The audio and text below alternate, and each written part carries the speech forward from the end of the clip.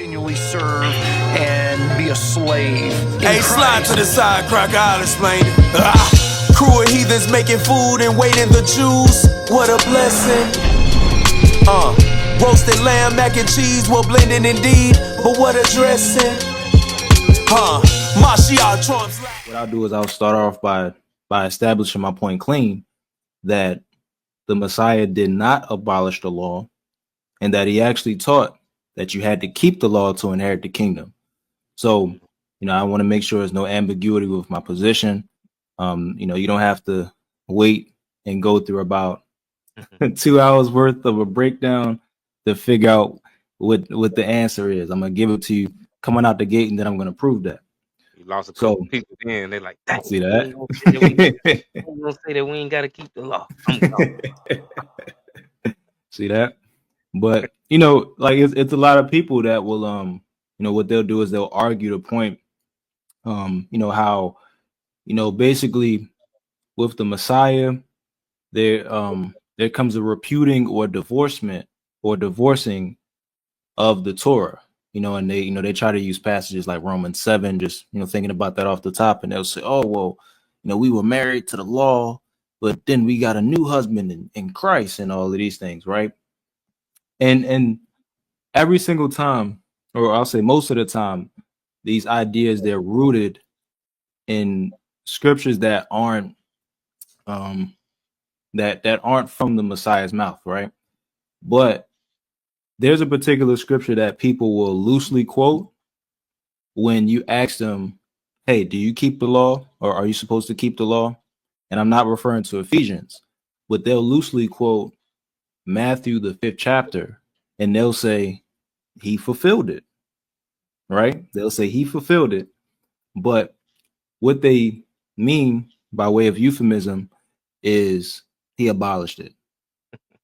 So we're going to go into what the Messiah actually said, and we're going to show how that rendering and understanding of that text is absolutely erroneous and flawed, right? So, and shout out to the brother, the YBOR, Shalom. I'm gonna get my screen shared, and then we're gonna read Matthew chapter 5, because after we read through this text, it'll be clear to see that the Messiah, he did not abolish the law. He taught people to keep it, and he told you had to keep, or you had to do the same, right? And obviously, it should be clear, if anybody is a follower of the Messiah, they would have the same mind as him. So, to anybody that's out there and believes contrary, that you don't have to keep the law, I want you to keep in mind the understanding and the words of the Messiah and what's actually written, right? But if you can you read for me Matthew chapter 5, verse 17? And the water, brother Pat, for the stars also. So this is Matthew chapter 5, starting with verse 17. And how's my audio out? Because I'm doing something. I'm tweaking the audio tonight to see how it sounds, because I think it's gonna sound a little better. Yeah, it's very good. So this is Matthew chapter 5, verse 17. Do not think that I have come to abolish the law or the prophets. I have not come to abolish them, but to fulfill them. So, like I kind of mentioned before, this is a very popular verse, and it's significant because the Messiah, he makes a straightforward statement about his purpose for coming in relation to the Torah or the law. So he states, that the audience he's speaking to, that they shouldn't think or suppose that he came to abolish the law and prophets, but he came to fulfill it. So he makes that clean statement. So real quick, because I like to jump into the language just a little bit. So I'm going to touch on the word for think, right? And the inflection would be nomisete, right?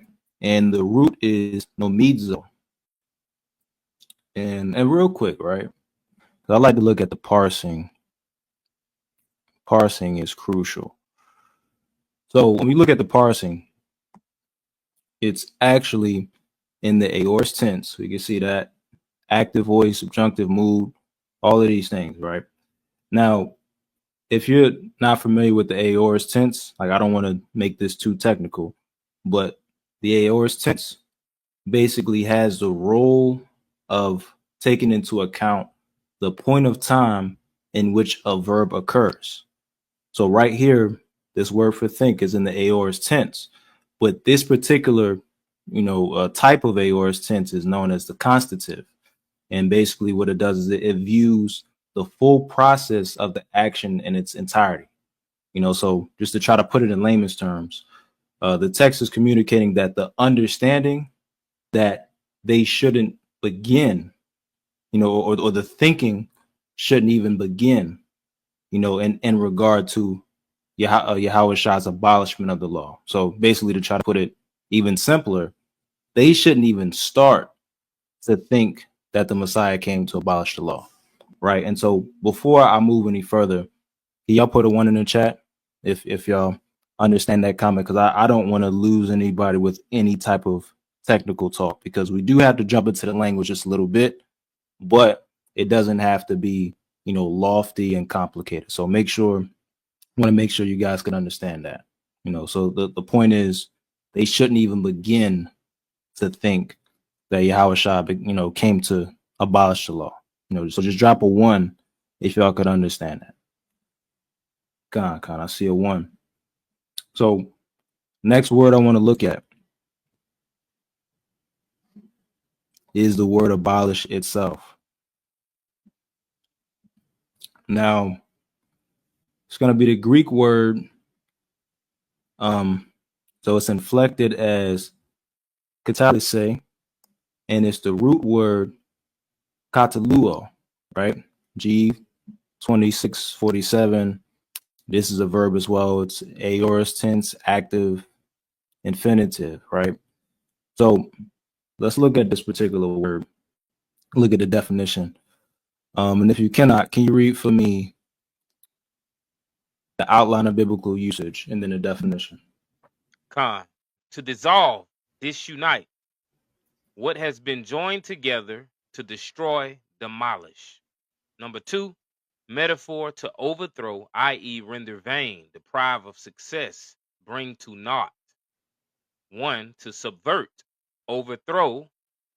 1, of institutions, forms of government, laws, etc., to deprive of force, annul, abrogate, discard. And number and 3. right there, that's fine right there. So and actually what I initially meant to do is I meant to just jump down to the definition, because it actually, there's an outline here in Thayer's Greek lexicon, but the one that you just read, that's literally it. It says to subvert, overthrow, and then it mentions abrogate, right? Now, if y'all remember at the beginning of the lesson, I made mention that a lot of people like to repudiate or divorce the Messiah from the Torah. Now, when you look up the word abrogate, it actually means to repudiate or divorce, and so these things, in reference to the Messiah, depriving the law of force, or, basically taking the authority away from it, the Messiah told you, don't even begin to think that I came to do that. Well, we have a significant amount of people on the earth teaching you that the law is not a force, that the law is not of authority. And we're going to get to, verse 19, because Messiah has some strong words for people that are teaching people not to keep the law and not keeping the law themselves. We're going to get to that. But I want y'all to just keep in mind the understanding and the meanings of these words, because they're honestly very important.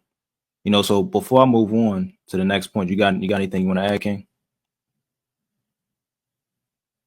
But I mean, I guess I'll make a comment.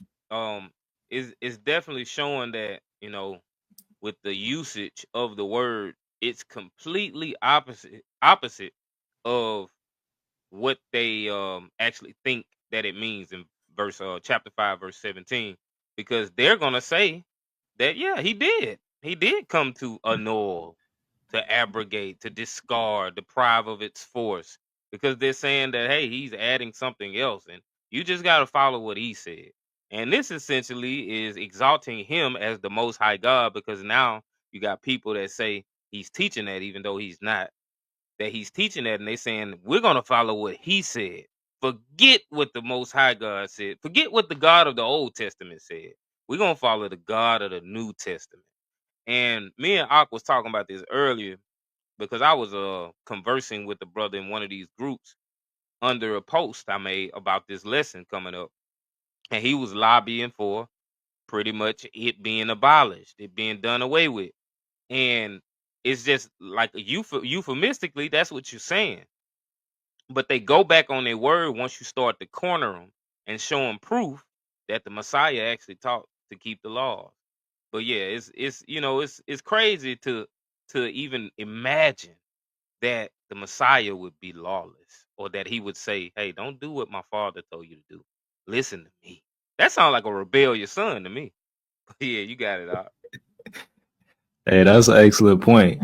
It sounds like a rebellious son, man. Because you know what's so crazy? I didn't have this in mind for this lesson, but in Deuteronomy 4:2, it actually commands us. Matter of fact, I just put it on the screen real quick.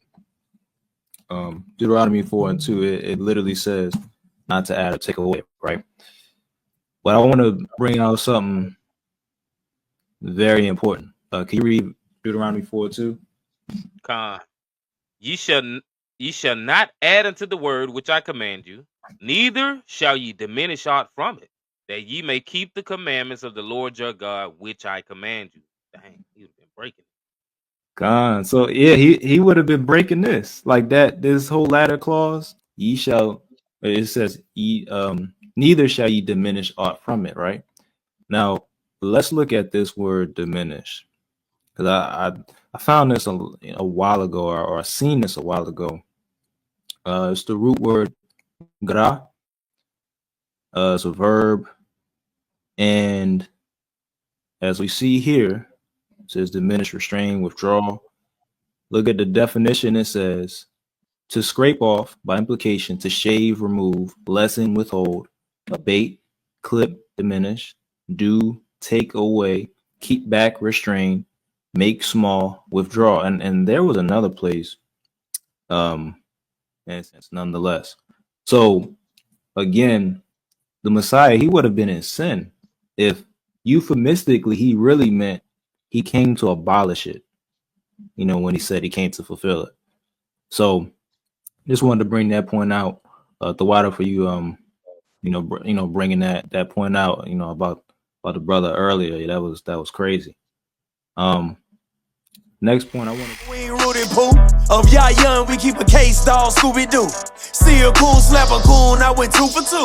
Yeah, y'all color, but y'all squares, 2 a Rubik's Cube. She seen a garment all wool, she like, who is you? Better one, I got that silver shocker, nigga, who the who? Spruce or Buddha Jew. Judah grew, we got them racks and them.